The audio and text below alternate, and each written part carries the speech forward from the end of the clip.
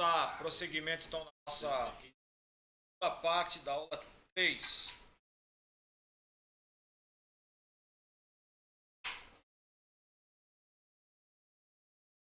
Vamos lá.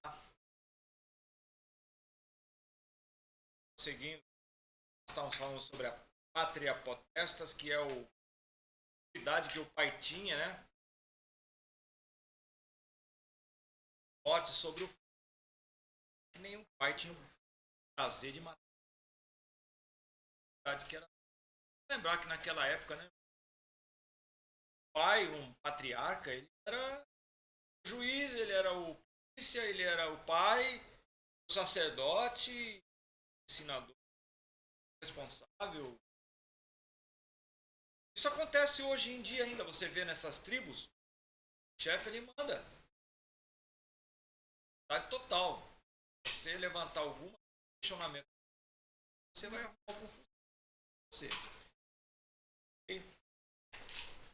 Os parentes mais chegados para uma criança, então, nós já estávamos falando, né? Eram os seus irmãos, alguns deles se davam muito bem, como era o caso de Tiago e João. Mas outros tinham uma relação mais conflituosa. De geral, eles não acreditavam em Cristo, os irmãos de Jesus, né, no caso, embora mais tarde viesse a crer que ele era mesmo o Filho de Deus. Está lá em Atos 1, 14. A Igreja Católica Romana adota a tese de que eram primos. Eles usam a palavra adelphos. Adelphos é irmão. Eles traduzem como irmãos, mas pode ser primos. Não. Adelfo é irmão. Filo é amigo. Adelfo, irmão. Uma cidade lá nos Estados Unidos chama Filadélfia. Filos amigo do irmão. Igreja também, né? Uma das sete igrejas da Ásia. Filadélfia. Durante muito tempo, grande parte das famílias hebreias sempre foi bem numerosa. Além disso, os parentes moravam todos numa mesma localidade. A partir do ano 586 a.C., a nação começou a sofrer invasões seguidas, deportações e perseguições, de modo que eles foram se espalhando pelas terras. Juízes, você vê bem forte isso, né? Quando as tribos foram separadas lá na distribuição das terras lá em Palestina, cada nome daquelas tribos tinha um patriarca lá. Tinha um patriarca, o chefão, e nas famílias tinham os cabeças das famílias, que eram os patriarcas das famílias. Por exemplo, Levi, que é o chefe, esse é o nome da tribo chefe, né? Da onde veio a tribo Levi. Da pirâmide, o topo da pirâmide. Mas tinham três famílias principais: Coate, Merari, Gerson, né? Gerson, Coate e Merari. Três famílias dentro de uma tribo. Se você pegar a tribo de Judá, também tem várias famílias lá. A de Levi a gente grava mais porque era a hora tá falando da tribo de Levi, que é uma tribo da adoração, né? Estavam envolvidos diretamente com a adoração. Certo?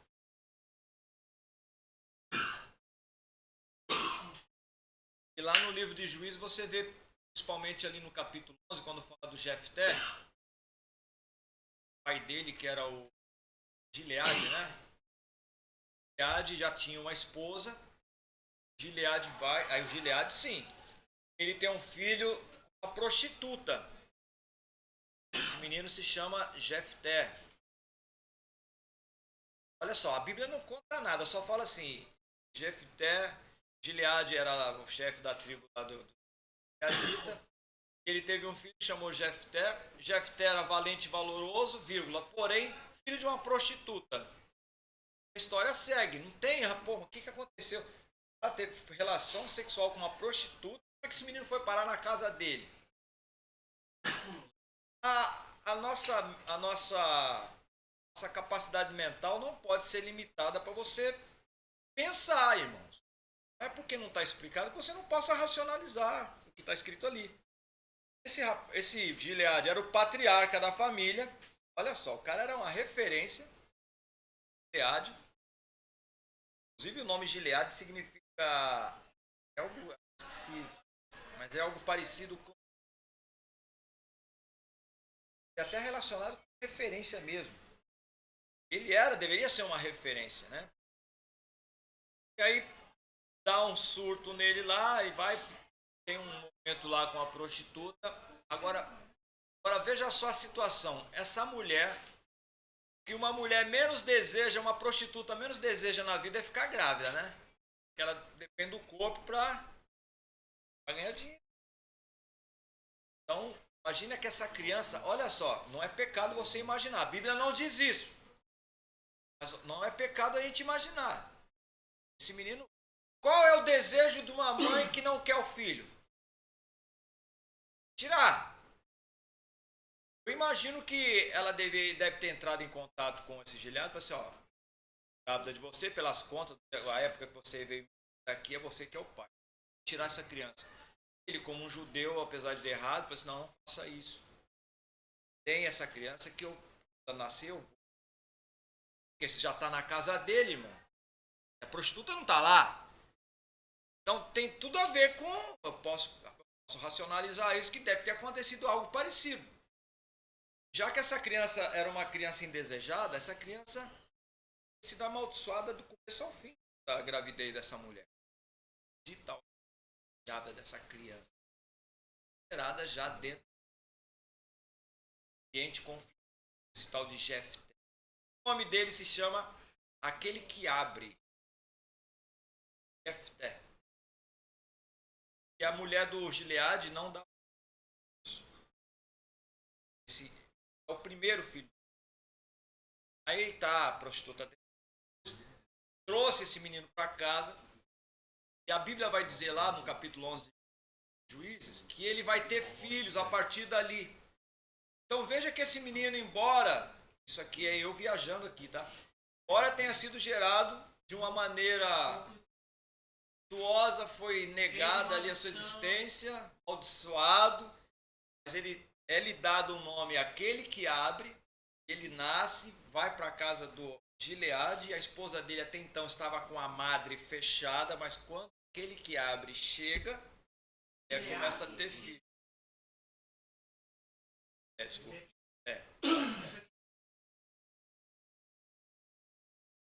Isso, monte de testemunho. Monte de testemunho. Agora, Jefté é Efatá. Jesus pronunciou essa palavra quando aquele menino surdo, gago, foi curado lá no Evangelho de 7, se não me engano, 7 foi por ali. Aquele menino surdo e gago, que quando Jesus cuspiu no chão, pegou a lama e passou na língua dele, ó. Essa foi diferente, hein? Passou barro na língua do menino, né? Passou. Isso que bem diferente lá que ele fez. E aí Jesus olha para cima, dá um suspiro e fala: Efatá. Efatá é Jefté, que significa abre-te. Abre-te. É igual, a palavra, a raiz é a mesma. Abre-te, aquele que abre, né? Veja como é que, né? Jefté dá uma... o pregador já tá ali, né? Pregador, hoje só saiu uma mensagem hoje, né? Essa é boa, hein? Essa é boa. Essa é boa. O pregador já tá de olho. Tá só até a metade, senão depois vai roubar a minha mensagem. Não, mas é boa essa mensagem é boa. Aquele que abre. Não, mas aí você vê que na família dele, ele, por fato de ser filho de uma prostituta, ele vai ser expulso. Porque o Gileade morre, os filhos querem assumir. E ele é o primogênito, só que pela lei, um primogênito bastardo não podia assumir. Eles não precisavam expulsar o Jefté. Mas eles mandam ele lá para a terra lá de Tob, né? Terra de Tob. Ou seja, quinto dos infernos. Mandaram ele para Tob. Tov, aquela palavra no português é Tob, mas no hebraico é Tov. Tov é bom. Até que você fala boa noite, você fala Laila Tov, né? Boker Tov, bom dia. Tov é bom. Então mandaram ele para um lugar bom, mas só que de bom não tinha nada, só tinha bandido lá. E a Bíblia vai dizer que ele vai se tornar o chefe deles. Mandaram ele pro Morro do Caju, lá no Rio. Lá pro Salgueiro. Era perto da casa dela lá. Né? Vocês eram vizinhos? Eram vizinhos? É perto, Pior que é mais perto da minha mesmo. Mandaram lá pro Complexo da Maré. Só que quando ele chegou lá, ele se tornou chefe, né?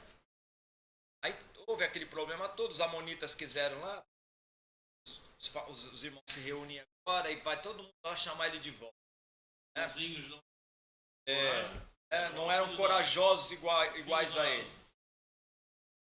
Então, para você ver que embora a família seja grande, existem os conflitos familiares, né?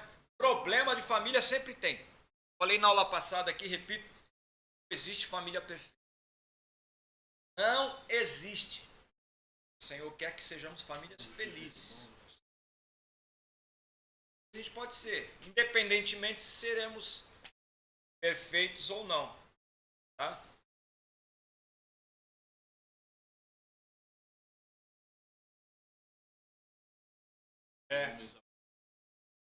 Divindade. Só coisa ruim.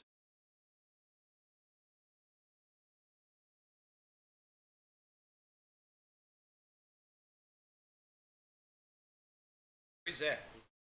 Seguindo.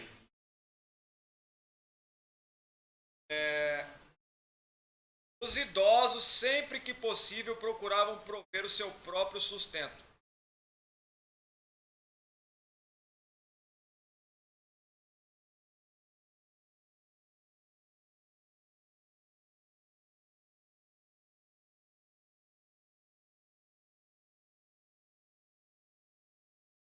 Consistório.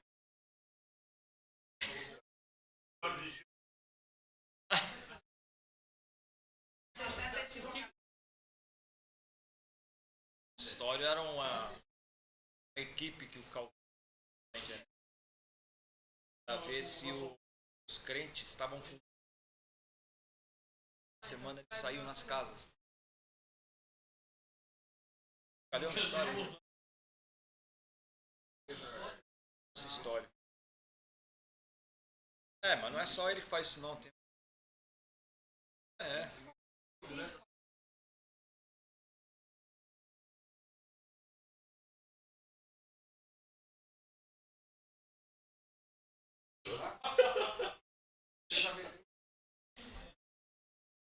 O forte sentimento de união que permeava a família deve ter sido a causa de ela gozar de boa estabilidade. Por outro lado, pode ter ocorrido o contrário. A estabilidade da família levou as pessoas a manterem unidas os seus familiares. Geralmente as pessoas mais velhas, elas tinham uma maneira de se manterem, certo? Para a questão da viuvez, as viúvas sofriam muito. Sofriam discriminação, sofriam abandono, muitas vezes. Veja que até os religiosos, muitas vezes, abandonavam os pais. Jesus fez uma repreensão para eles, que eles, em nome de uma religião, de uma suposta doutrina lá de pagar dízimo, eles deixavam de pagar o sustento dos pais. Se vocês não pagam o sustento dos pais, não, nós temos que dar o dízimo da hortelã. Se vocês são os pais para ficar. Lei de homem não, ela tinha até, fazia parte dos dízimos, né? Lei de homem, nesse caso aí não. Mas Jesus falou assim: vocês têm que fazer tanto uma coisa quanto a outra. Dê lá os dízimos, as ofertas do templo, mas vocês têm que cuidar dos pais.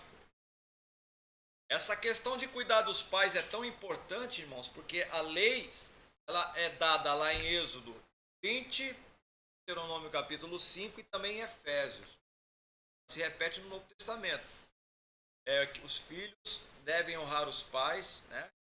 Para que honrar pai e mãe para que lhe vá bem, seja multiplicado os seus dias, né? Multiplicados dias. Honrar pai e mãe para que se vá bem, seja multiplicado seus dias sobre a face da terra. Esse mesmo texto vai ser dito lá em Efésios. Vocês verem, isso daí não é lei, isso aí é um princípio. Guardar sábado é lei, um momento lá. Mas não é princípio, porque o homem não foi feito por causa do sábado. O sábado foi feito por nossa causa. O sábado está subordinado a nós. Para cuidar dos pais, não. Isso é uma coisa que servia lá, serve aqui. Não matarás também, não vai matar lá, também não mata aqui. Isso é princípio bíblico. O princípio não se muda. Tem que fazer distinção, o que é princípio, o que é lei. As leis para nós hoje não tem mais autoridade doutrinária, prática. É doutrina para nós a lei. Mas como princípio de fé, sim. O Antigo Testamento ele deve ser aplicado na nossa vida como princípio de fé, não como doutrina. Não confunda os princípios bíblicos do Antigo Testamento, morais, lei. Não tem nada a ver uma coisa com a outra. Por exemplo, matar o próximo é pecado antes da lei já era pecado. Gênesis capítulo 9, o Senhor disse que requererá o sangue daquele que derramar sangue. Foi antes da lei. 9. Essa aí está até escrita, né? Faz parte da oral. Então são princípios. Os filhos de Noé lá, o cão, desrespeitou o pai. Ele não desrespeitou o pai, a maldição que veio sobre o cão foi porque ele... Vou falar uma coisa que vocês vão se escandalizar. Cão, é cão em português. É cão. A nossa versão, o João Ferreira de Almeida, ele vai dizer que o cão viu a nudez do pai. Já viu um estudo, isso não está na Bíblia, tá? Pelo amor, está gravado aqui na Bíblia. Isso não está na Bíblia. São os estudiosos judaicos aí que alguns acreditam nisso. Dizem que quando estava bêbado, falando isso aqui que vocês provavelmente um dia vão ouvir esse altar antes de... Diz que o cão estuprou o pai. Tá? Vocês um dia vão ouvir falar sobre isso aí. Que absurdo. As filhas deram de beber pro pai e deitar. Coisa errado. Cura. O problema é que os dois filhos dessas meninas, o Amon e Abi, meninos, né? Se transformaram em duas nações. Que foi pedra no sapato de Israel. Amonitas, Abita, até o fim. Que começa ruim. Os árabes foram ainda, porque a bênção que Deus falou a Abraão, olha só, é caso da discussão lá. Abraão, em ti serão benditas todas as nações da terra. O que o Senhor está falando para Abraão? Que da semente dele seriam benditas todas as nações da terra. Mas com quem? Quem Deus já tinha programado. Quem era? Sara. Mas não. Sara vem com uma solução mais rápida. Pegou lá a egípcia e falou assim, não, pode ir. Adianta aí o procedimento. Orando muito. Aí aconteceu o que aconteceu, né? Soila lá engravidou. Agora ela pariu. Agora se achou a dona da casa. Então as duas de biquinho lá, quebrando o pau. Chega a Sara e fala assim, manda essa mulher embora que eu não aguento mais. Gálatas vai fazer uma comparação bonita ali que fala que Sara representa a graça e a egípcia a lei. E as duas estão em conflito. Graça dá para morar junto. Aí a graça mandou a lei embora. Eita, irmão. Aí, ó. Varão, eu vou começar a cobrar. Aí vem o filho. Pastor, Gálatas o quê? Gálatas todo lá, Gálatas 3, 4 lá pra...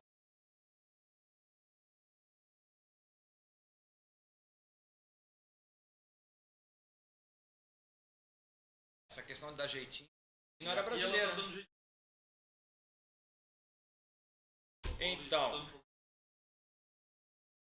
Então, esse filho que o Abraão teve com Sara, que é o Ismael, na sequência, vai nascer 12 nações também igual.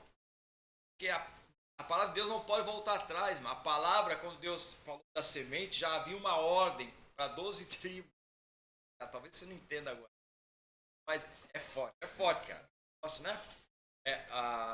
A ordem de Deus. Justiça serão benditas as nações da terra. A semente dele já estava programada para esse programa. O propósito de Deus está lá em Gênesis. 12 tribos. 12 tribos. Não. 12 filhos. 12 filhos, cabeça.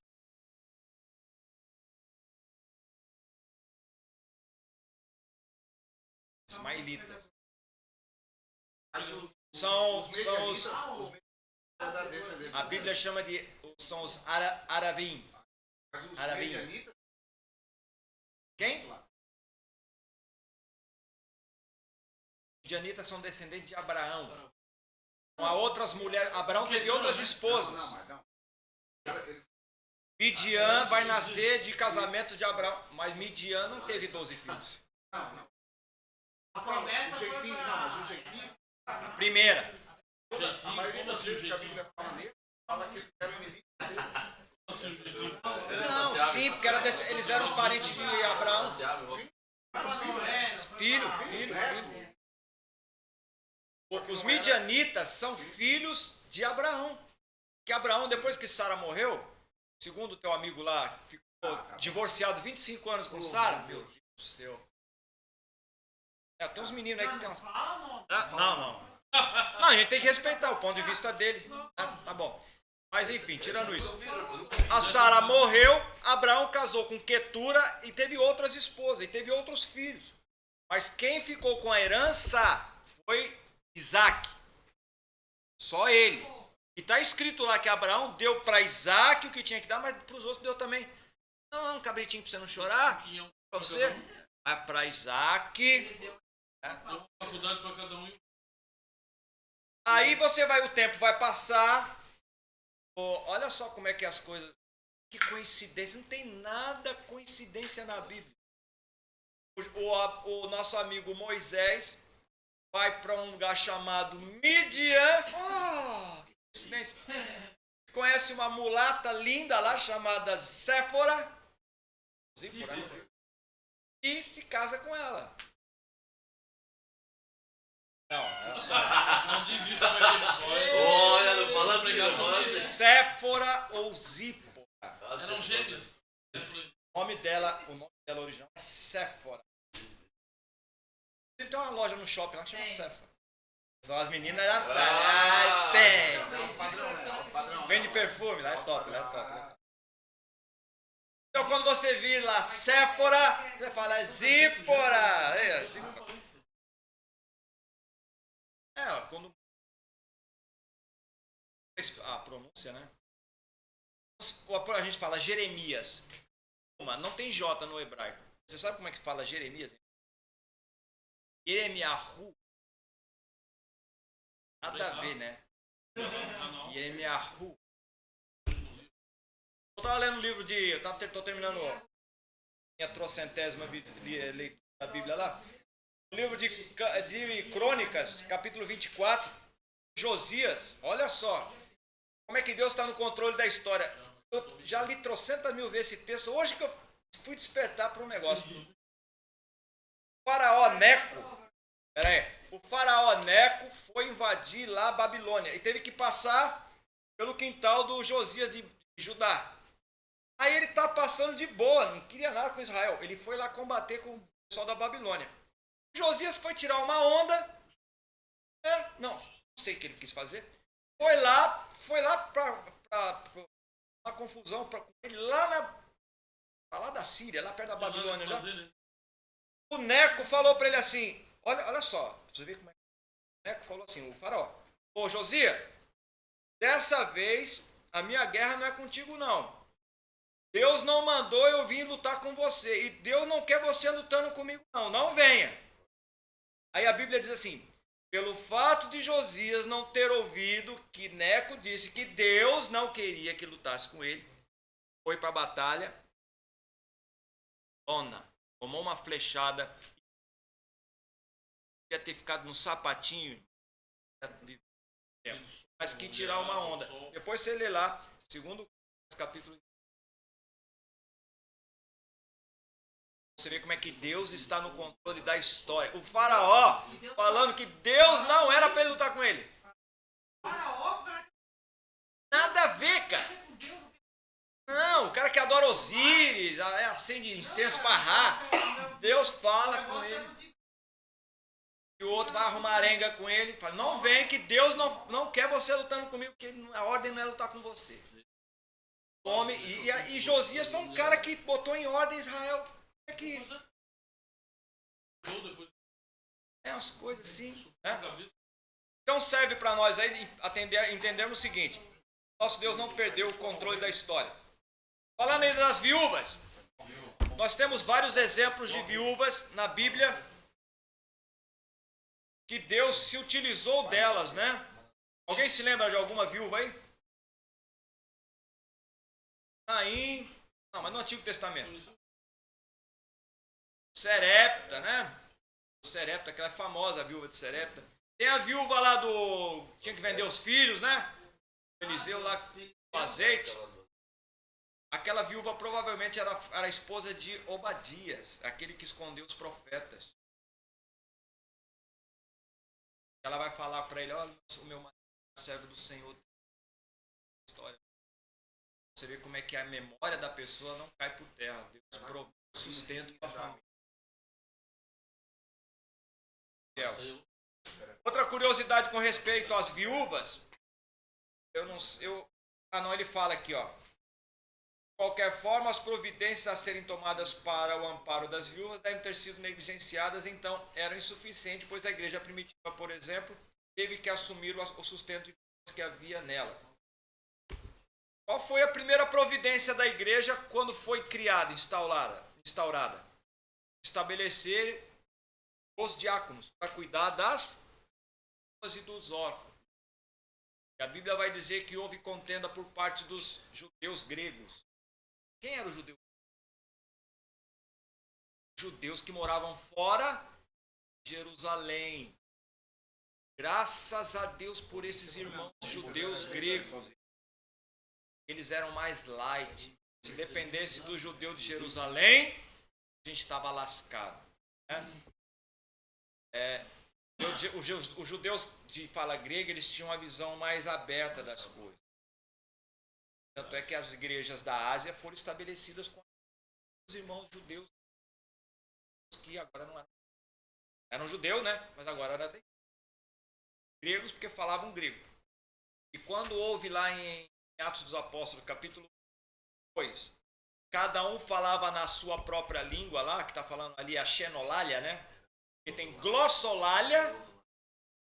Você já foi matéria até de escola dominical. O que é glossolalia? Glossa é língua em grego. Glossa. Glossolalia é falar línguas. É uma língua que ninguém conhece. Não existe escola para aprender essa língua. Não adianta procurar lá no FISC que não. Não, mas na China nem existia católica, não. E xenolália são línguas conhecidas. Lá em Atos dos Apóstolos, ali foi um fenômeno de xenolália. Quem falou, provavelmente nem conhecia a língua, mas falava na língua de quem? Dos judeus de fala grega que estavam ali. Olha só o propósito que Deus teve ali, através da pessoa bendita do Espírito Santo. Era a época de Páscoa, os judeus estavam em Jerusalém, vindo de todas as regiões da Ásia Menor, eram judeus, uma grande maioria de fala grega, né? E também falavam na língua da região onde eles estavam. E agora o Senhor usa aqueles irmãos ali, 120, né, em princípio, estão falando na língua deles, falando da glória de Deus. O pessoal, mas o que é isso? Eles estão falando na nossa língua, cara. Aqui. Mesma coisa se você chegasse, vamos supor, você é um peregrino, chegasse lá em Roma, falar, vou lá ver Roma, ser Roma. Daqui a pouco, está acontecendo um evento lá, né? Essa que você sempre ia, as pessoas começam a falar na sua própria língua, até com sotaque lá de Gaúcho, de Catarina. Assim, mas poxa, bicho, eu tenho, esse aqui, mas tá falando desse Catarina? Não, como se fosse. Nossa, é um fenômeno isso. Uma coisa, é um milagre. Um sinal. A língua estranha é um sinal para o incrédulo. A Bíblia fala sobre isso. Sabia disso? Agora, quando alguém falar em língua, tem que ter um intérprete. O apóstolo Paulo vai ensinar isso lá em 1 Coríntios, capítulo 10. Tem ali uma escola sobre como as línguas estranhas, os dons espirituais. É bom que tenha uma intérprete. Quando um falar, o outro se cala. Né?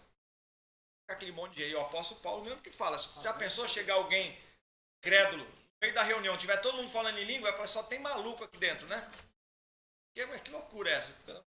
E alguém que fala e alguém que interprete. Por isso que nós temos o dom das línguas estranhas, né? Quem fala em língua ou ora em língua edifica a si mesmo. Agora, quando alguém está falando em língua e tem um intérprete, está edificando todo mundo.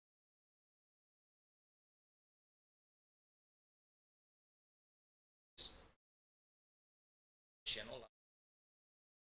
Estão falando. Então, veja, essa é você que você fez. Então, bom, já falamos das viúvas. Alguma dúvida com relação às viúvas? A partir de que idade uma mulher é considerada viúva? Uma mulher sem marido, a partir de que idade era considerada viúva? O Timóteo vai fazer essa consideração lá, porque tinha umas viúvas novas que queriam moleza, né? Aí ele falou assim, não, ela tá muito novinha, pode às vezes trabalhar ou pode ajudar, né? Se ela não quiser se casar, ela pode evangelizar, pode também cooperar ensinando as mais novas, né? Mas tinha umas mais novinhas lá que infelizmente ficaram viúvas, né? Mas estavam querendo se aproveitar, né?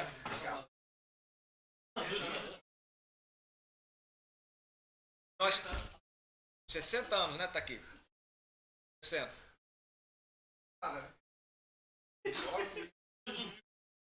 Viúva é quem morre, cara. Por isso.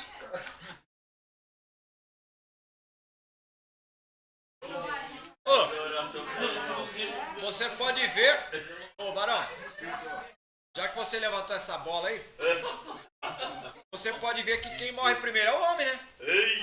Agora. Isso que é a preocupação com as viúvas. Os camaradas vão mais cedo. Vigia aí, Varão. Vigia na terra. Não, eu não tô repreendido. Sai de mim. Eu não vejo aqui se estabeleceram diácono para cuidar dos órfãos e dos viúvos. É das viúvas. Era marginalizado. O livro de Ruth tem 3 viúvas. 3 viúvas. Aí, agora, resolvem voltar, uma volta à terra dela. Chega lá, você vê é difícil a vida. Chegando, voltando para a terra dela, agora sem casa, sem terra, lugar para ficar, ficando de favor, tendo que respigar o terreno de quem está colhendo. Graças a Deus encontrou um Boaz, mas nem sempre tem um Boaz na nossa vida, né? Geralmente tem um Ramã. Lembra do Ramã? Um Nabucodonosor. Todo mundo tem um Boaz, né? Que chega no trabalho e fala assim, que Deus vos abençoe, meus queridos empregados. Vocês são cuti-cuti de papai. Colaboradores. Mas não deveria. Eu, quando leio o Ruth, eu sempre falo, rapaz, esse camarada é exemplo. Será que ainda existe patrão assim? Deve existir. Você deve ser assim, né? Você é patrão, né? Você é assim, não é? Ele paga até o 10. É mesmo? Tem vaga lá? Funcionalista, maravilha. Vamos lá.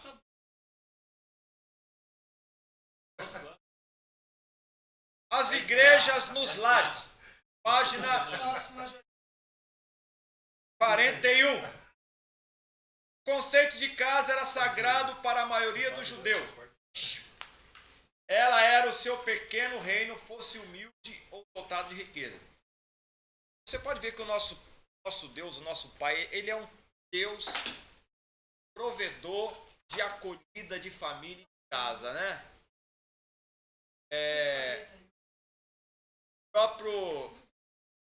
A palavra Betel. Qual que chamou o lugar de Betel?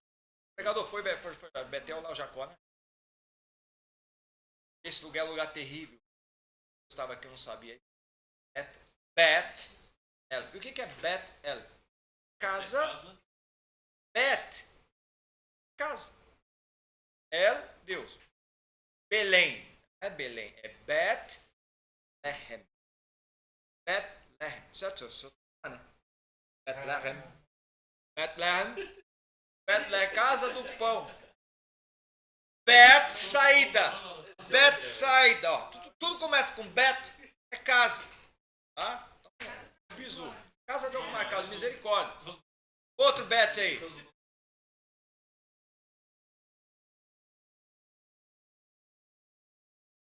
Não confunda, tem Ber e Bet, né? Ber já é poço. Tem Ber, Seba.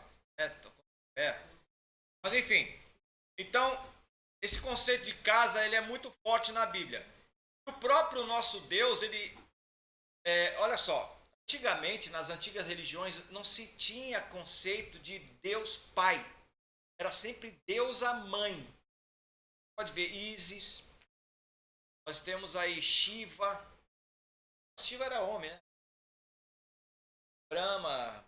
Mas lá na Índia tem um monte de deusa, né? O panteão lá é mais mulher do que homem. Ah, que deusa. A Ísis faz parte da trindade lá no Egito, né? Astarote, Istar, Esté. O nome Esté vem de Astarote, sabe, né? A barata é o livro, pô. Não, mas uma A barata é o livro dos Vedas, né? Veda, foi uma parte do livro. Bom, você esqueceu, né? Você se lembra de outra religião que tem outra deusa aí? Gaia, mãe das águas, rainha do céu, né?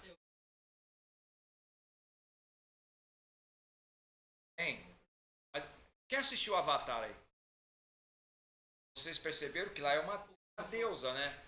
O pessoal se engata na terra, se conecta com a mãe da terra, que é Gaia, que aí recebe, foi restaurada, foi restabelecida, foi ressuscitada. Olha.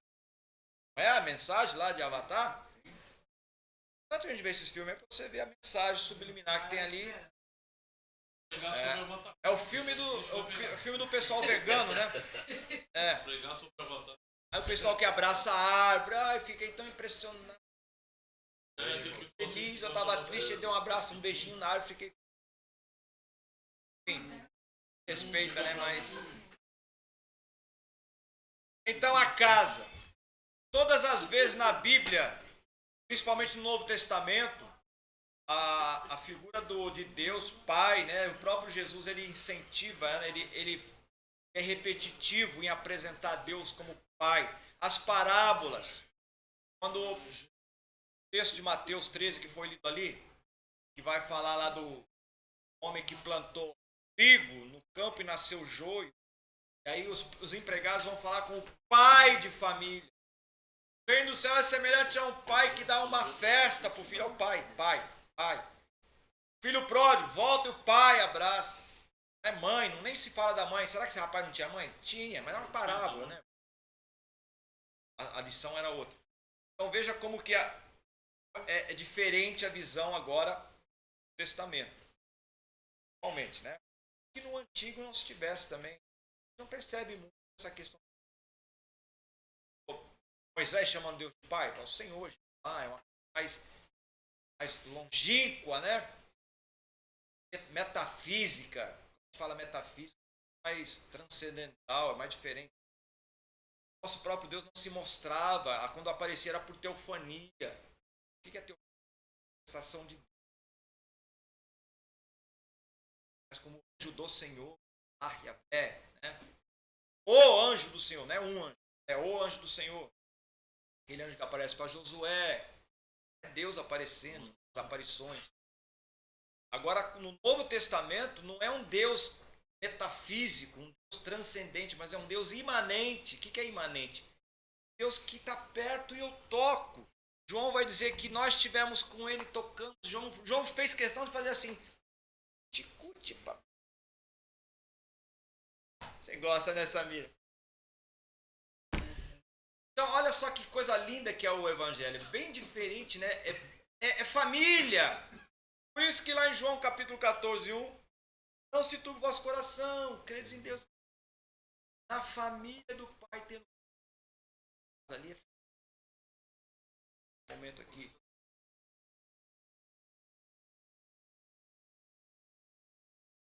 Transcendente tanto é que Moisés quis ver Deus, você não pode. Que não. A ideia de um Deus longínquo, assim, que não. Ele se relaciona, mas é uma relação assim restrita, né? Transcendente. É o Jesus conosco. É Deus Emanuel. Deus se fez carne, Deus habitou entre nós. Olha a diferença. As mulheres abraçaram, nós vamos falar de que abraçaram, né? É que Jesus apareceu primeiro para as mulheres, né? De se espalhar mais rápido.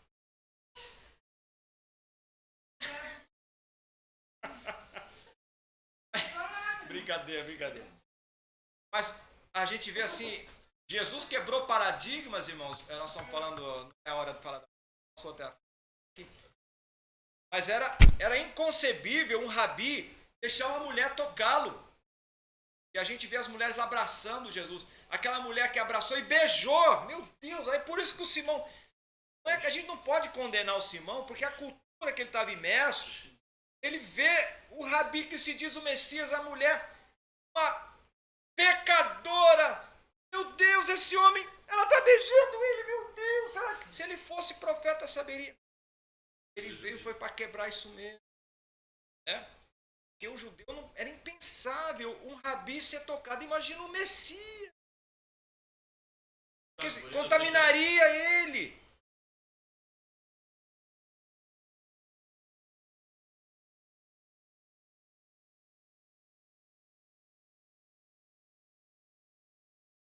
Você tem que dar a tua, né?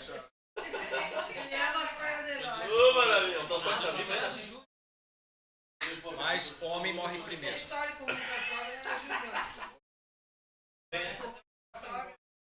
Mas vamos lembrá-lo de que os homens morrem primeiro. Né? Vamos lá. Aí o pai oferecendo sacrifício, a mãe, a família, né? Daí a mãe. Daqui a pouco nós já vamos entrar e aqui nós estamos falando do apego familiar. A igreja nos lares, tal, apego à família. Ainda na primeira geração, depois de Cristo, muitas famílias cristãs e judias foram expulsas da sua pátria. Naquele período chamado de diáspora. O judeu sempre esteve em diáspora. O que é diáspora? Espalhando. Diáspora. Desde que eles foram invadidos lá. Não, voltar. Desde que Abraão saiu da parentela dele, está saindo, né? Abraão, a semente de Israel está em Abraão, né? Então, desde sempre Israel está se movimentando. Hoje eles têm a oportunidade de voltar para o seu lugar, mas muitos não querem. Mas eles já têm uma nação hoje, que também surgiu de forma miraculosa em 1948, a gente já falou sobre isso aqui, né?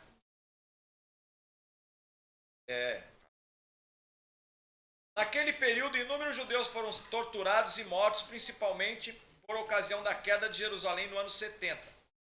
O general Tito, irmãos, conta a história que ele, o Tito, né, teve o Vespasiano, pai dele. Não sei se foi, acho que foi o Tito.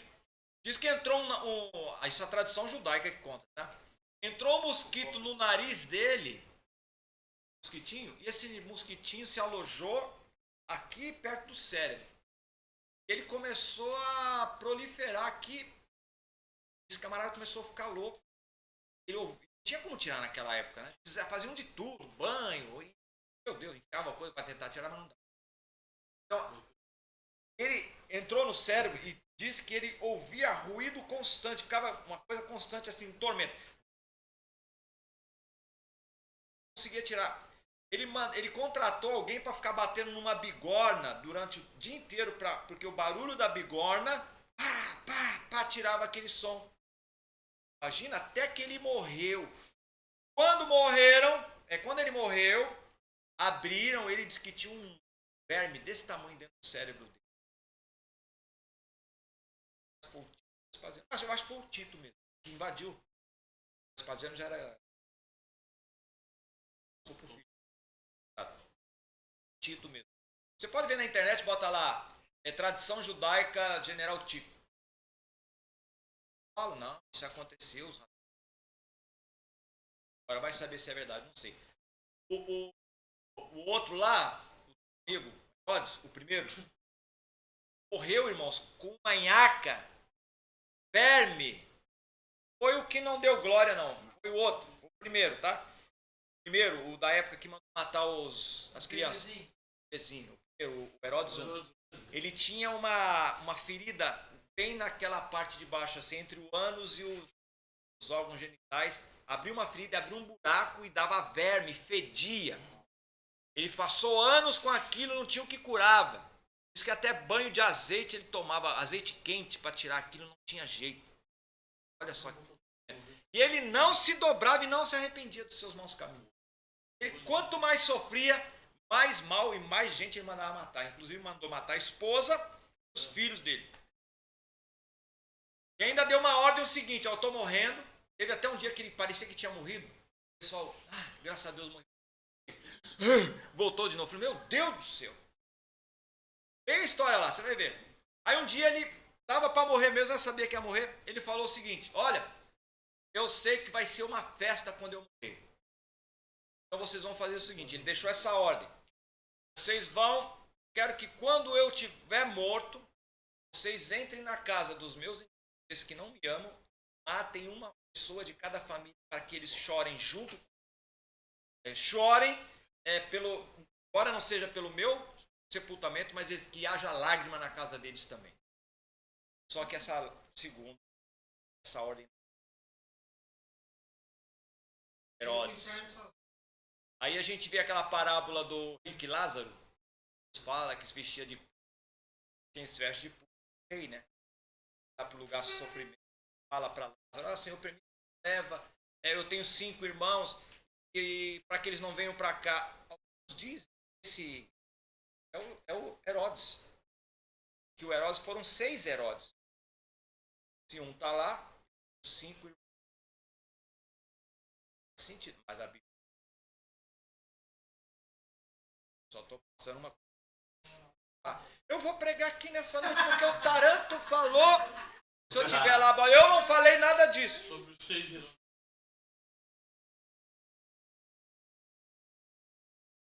Já tá. Mais 5 minutinhos já vai também. Só mais um tópico aqui. Vou terminar isso aqui, aí na próxima semana a gente começa na alimentação. Um apelo familiar. Ainda nas primeiras gerações, então depois de Cristo, muitas famílias cristãs foram expulsas da sua pátria. Naquele período, inúmeros judeus foram torturados e mortos, principalmente por ocasião da queda de Jerusalém, no ano 70. E quando da perseguição desencadeada por Nero, em meio às circunstâncias tão difíceis e adversas, deve ter sido muito difícil manter a unidade familiar. Mas nesse contexto, aqueles cristãos receberam dos líderes da igreja alguma orientação específica para as famílias. Ensinaram que o homem deveria ser mesmo cabeça do lar. Efésios 5:22. Lembravam os casais que deviam amar-se uns aos outros. Efésios lá 5:25 fala. Maridos, amai vossa esposa, Cristo amou a igreja, assim mesmo. E exortar os filhos a obedecer os pais, também instruir os pais a tratar os filhos com justiça. A mesma Bíblia que diz para os filhos obedecerem os pais, diz para os pais também não tratarem os filhos, tá? O pai também que é um cri-cri. É chato. Pô, deixa o menino viver, pô. Sufoca. Mas o cuidado é tanto, aí fica aquele filho Nutella. Deixa pegar bicho de pé, deixa ralar, quebrar dentes. Aí fica bom, pô. Fica aquele cuidado. Ai, tossiu o bebê, tadinho. Deixa nadar no valão, igual lá na terra dela lá. Não era assim lá em Nilópolis, lá onde eu morava, era assim, né? Os meninos não tem nem gripe. Não tinha nem gripe. Comer terra, é verdade. É verdade. Aí fica aquele cuidado, né? Ai, deu um espirro. Ai, meu Deus. Deixa espirrar, quebrar dente, quebrar perna, quebrar pé. Vai ficar bom, vai ficar tudo remendado, mas vai ser macho. É assim, pô. Terminando, além disso, eles lhes deram instruções específicas também aos demais líderes. Recomendaram-lhes que não deixassem que seu envolvimento na obra de Deus os levasse a negligenciar a família. Olha, isso já era uma recomendação. Aquele que se diz cuidar das coisas do Senhor, mas negligencia a sua família, é pior do que o incrédulo. Isso aí serve para nós hoje, viu? A gente quer, tá de domingo a domingo na igreja, mas a casa está abandonada. Olha lá os maridos passando fome, né? Enfim, os filhos lá tudo largado. Vice-versa, às vezes o obreiro também, né? A esposa, às vezes tem que dar uma saída, irmão. Vai no sábado, vai gastar lá no shopping, vai passear. Não tem dinheiro para gastar com sorvete. Então leva pelo menos para ver as pessoas chupar sorvete, pô. Eu ensinei sobre nada. Aí o cara sai pra pregar 10 dias e eu quero falar sozinho. Os princípios ensinados por Cristo eram de importância vital para o fortalecimento da família, na prática do amor, da aceitação mútua e paciência e do perdão. Os pais seriam mais ternos e bondosos e os filhos mais obedientes. Jesus é um exemplo para nós como filho, né? Como irmão para nós também. E é referência para todos nós. E aqui nós terminamos então a nossa terceira aula. E na próxima semana a gente termina... vamos iniciar a nossa quarta aula. Deus abençoe os irmãos.